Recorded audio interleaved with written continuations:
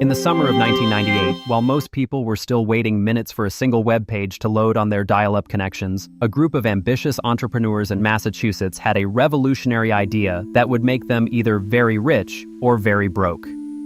Steve Rothschild, a Harvard MBA with a background in consulting, teamed up with several partners to launch what they believed would be the Amazon of home furnishings. Their company, Furniture.com, promised to bring the entire furniture shopping experience online, allowing customers to browse thousands of sofas, dining sets, and bedroom collections from the comfort of their homes, then have everything delivered right to their doorstep.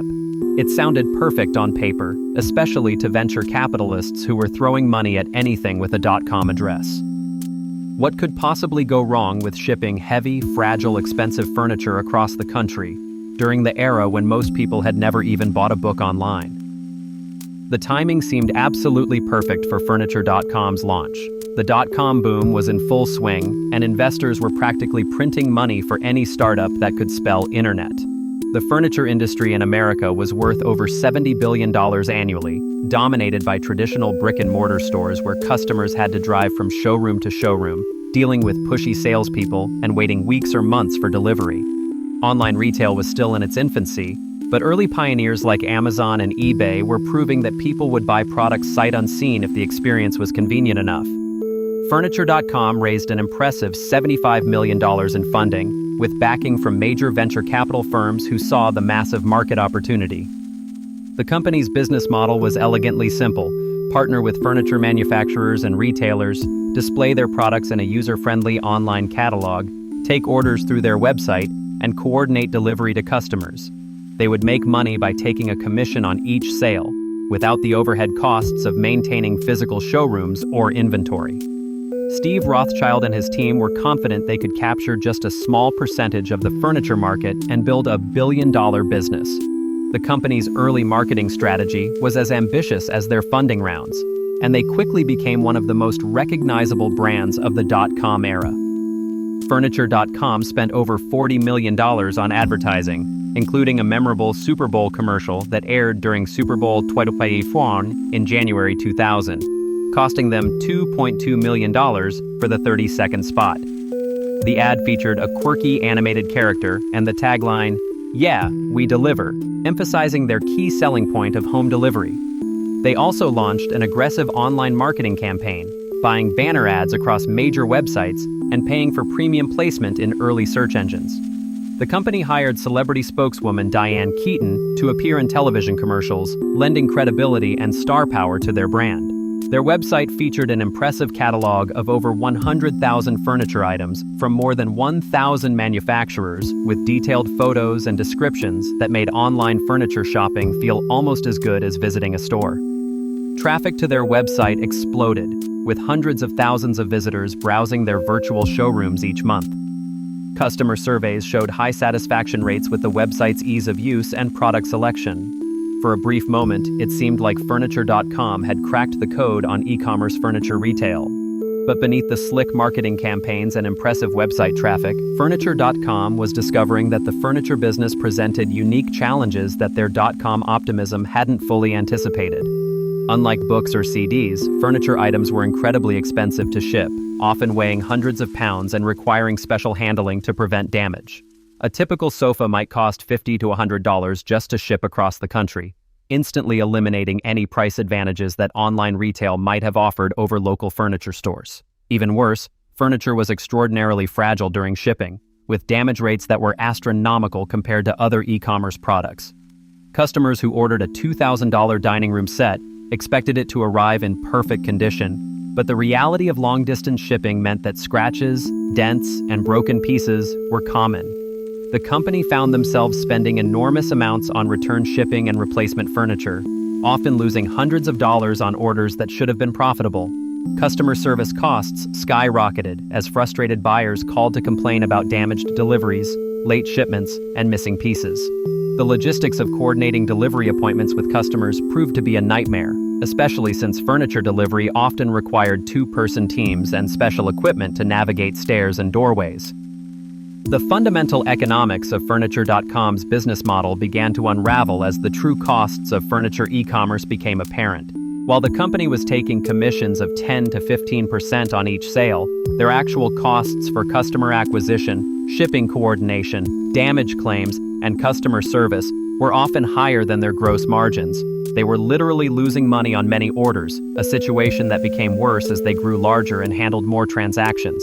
The company had assumed that economies of scale would solve their profitability problems, but the reality was that each additional order brought additional logistical headaches rather than improved efficiency. Their warehouse operations, which were supposed to be streamlined and efficient, became bottlenecks as the complexity of furniture handling overwhelmed their systems. Many of their manufacturing partners were traditional furniture companies that had never dealt with e-commerce orders, leading to communication breakdowns, inventory errors, and fulfillment delays. Customer complaints flooded in about orders that were delayed for weeks or months, furniture that arrived damaged beyond repair, and delivery crews who couldn't fit purchased items through doorways or up staircases. The company's customer service department grew from a small team to over 100 representatives, all trying to manage an endless stream of shipping disasters and unhappy customers. By the year 2000, the cracks in Furniture.com's business were becoming impossible to hide, even as the broader .com market began showing signs of instability. The company was burning through their $75 million in funding at an alarming rate, spending millions on marketing while losing money on most of their actual furniture sales. Their monthly burn rate exceeded $10 million at its peak, making them one of the most cash-hungry startups of the era. Despite having one of the most visited furniture websites on the internet, they were generating less than $50 million in annual revenue, nowhere near enough to cover their enormous operational expenses. The logistics costs that they had hoped to solve through technology and scale had instead gotten worse as their order volume increased. Shipping damages were costing them over $2 million per year in replacements and refunds. Their customer acquisition costs, driven by expensive Super Bowl ads and celebrity endorsements, meant they were spending over $300 to acquire each new customer, who might only place one or two orders before getting frustrated with shipping problems and never returning. Inventory management became a disaster as the company struggled to coordinate with hundreds of different manufacturers, each with their own systems, lead times, and quality standards. As the .com bubble began to deflate in early 2000, investors who had once been eager to fund any internet startup suddenly became much more critical of actual business fundamentals. Furniture.com's attempts to raise additional funding were met with tough questions about their path to profitability that they simply couldn't answer convincingly. The company's executives found themselves in the impossible position of needing more money to solve their logistics problems, but being unable to demonstrate that additional funding would actually lead to a sustainable business model. Their burn rate was so high that even another $50 million would only buy them another few months of operation without fundamental changes to their approach. Competitors in the furniture space, both online and traditional retailers, had watched Furniture.com's struggles and learned valuable lessons about the challenges of furniture e-commerce without having to spend their own fortunes. Some traditional furniture retailers began launching their own limited online operations, focusing on smaller, easier-to-ship items rather than trying to sell entire living room sets over the internet. Amazon, which had briefly considered entering the furniture market, decided to focus on books, electronics, and other products that were better suited to e-commerce shipping. The end came swiftly for Furniture.com once their funding pipeline dried up and their cash reserves dwindled to dangerous levels. In November 2000, less than 2 years after their launch and just months after their expensive Super Bowl advertisement, the company announced they were ceasing operations and laying off their entire workforce of over 300 employees. The closure was particularly brutal for customers who had pending orders, many of whom had paid thousands of dollars for furniture that would never be delivered. The company's hasty shutdown left a trail of angry customers, unpaid suppliers, and confused delivery partners who were still holding furniture in warehouses with no way to contact recipients. Furniture.com's failure became one of the most high-profile .com casualties, frequently cited in business schools and investment circles as an example of how venture capital money couldn't solve fundamental business model problems. The $75 million that investors had poured into the company was almost completely lost, with virtually no assets to recover since the company had never owned significant inventory or physical infrastructure. Their expensive marketing campaigns, celebrity endorsements, and slick website had created brand awareness, but none of that intangible value could be sold or recovered when the business collapsed. The spectacular failure of Furniture.com provided valuable lessons that influenced the next generation of e-commerce companies and demonstrated the importance of understanding industry-specific challenges before assuming that internet technology could solve everything. Amazon, which had wisely avoided the furniture market during this period, didn't launch their own furniture offerings until years later. And even then, they focused heavily on smaller items and partnered with specialized logistics companies that understood furniture delivery. Other successful furniture e-commerce companies that emerged in later years, such as Wayfair and Overstock.com, learned from Furniture.com's mistakes by starting with smaller, easier-to-ship items and gradually expanding into larger furniture categories only after they had solved the logistics challenges. These companies also focused much more heavily on building efficient supply chain relationships and developing specialized delivery networks, rather than assuming they could simply adapt existing shipping methods to furniture.